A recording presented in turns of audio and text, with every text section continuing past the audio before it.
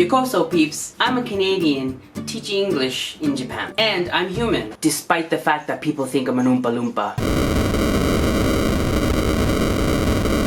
And like every human, I have regrets. Some of them are small, like eating that burrito at Lawson's Combini. Or drinking half a bottle of tequila last night. Or watching Batman vs. Superman. I mean, I could list hundreds of regrets I've had since I was born, but today I want to focus on 4. My 4 biggest regrets in Japan. So I came to Japan with 0 Japanese ability, 0 teaching experience, 0 knowledge about Japanese culture, and 0 confidence. However, the 2 years working for Eon was like a rebirth for me. I learned to lead a class, became more social, and even got some dating experience under my belt. And you know what I mean when I say under my belt. Yeah. I met Japanese people of all ages and all experiences. The cute university girls, the motherly Japanese oba-chan, the foreign obsessed OLs, the obsessed with their poofy Japanese hair oshare guys, and the overworked, tired salarymen drained of all energy and will to live. I had a nice apartment, a fun job, a good circle of friends, and enough cash to support my habit of karaoke and sushi. So I did what any other normal person would do. I quit. Idiot! Cut to no apartment, no job, no savings, and no future. Idiot! I was forced to sell everything. My furniture, my CDs, my DVDs, my camera, my computer, the guitar that I keep in the corner of my room just to impress girls. I lost it all in an instant. Idiot! I started to panic and wonder, would I regret this decision? Note to self, yes, I would.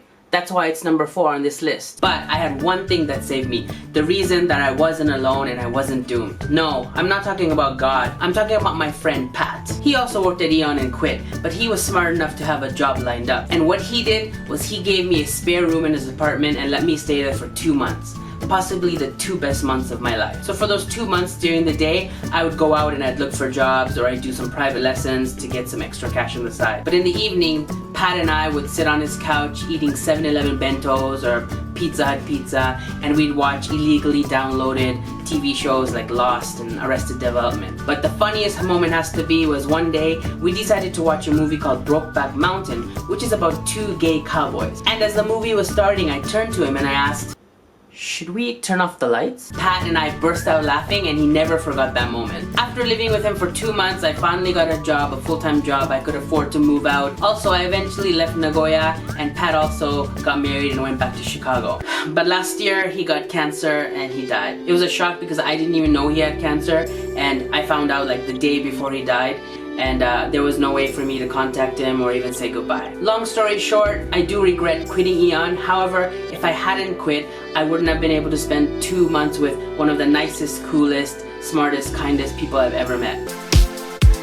So after having lived in Japan for about 4 years, I started freaking out and getting worried that I would be a lifer in Japan. Thoughts like I'm going to be stuck in Japan teaching English forever, and I'm going to be that gaijin that can't make it in his own country. So I made the decision to move back home with my Japanese wife Miho back to Toronto. I mean, don't get me wrong, Japan was a great place. The food was so incredible and the lifestyle was very easy. I felt safe from crime and violence. Every day I learned something new about Japan. Like old Japanese women like to stand at the bottom of an escalator looking around while other people get stuck behind them and almost fall over and kill themselves. I was a gaijin, I was an outsider, but I felt like people liked me and treated me nicely and they supported me whenever I needed help. All these reasons combined told me that it was time to get the hell off this island. In Toronto, Miho couldn't find a job right away because she lacked Canadian experience and language ability. I was stuck in a job that even a high school dropout could do because I also lacked Canadian experience and I had no skills. Unless you count rocking out in karaoke. Banzai! Kimi to aete yokatta. Sono mama zutto, zutto. So living in a shitty apartment, in a shitty area, eating shitty food, avoiding nightclub shootings, road rage. Coming to Toronto was a really big regret. Or was it? So coming to Toronto this time as a husband, having to support someone, being my own man,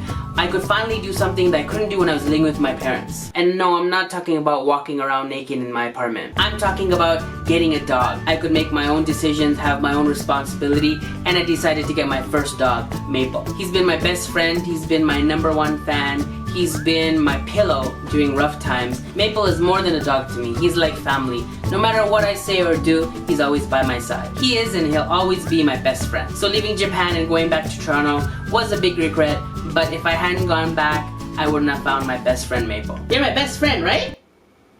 Awkward silence.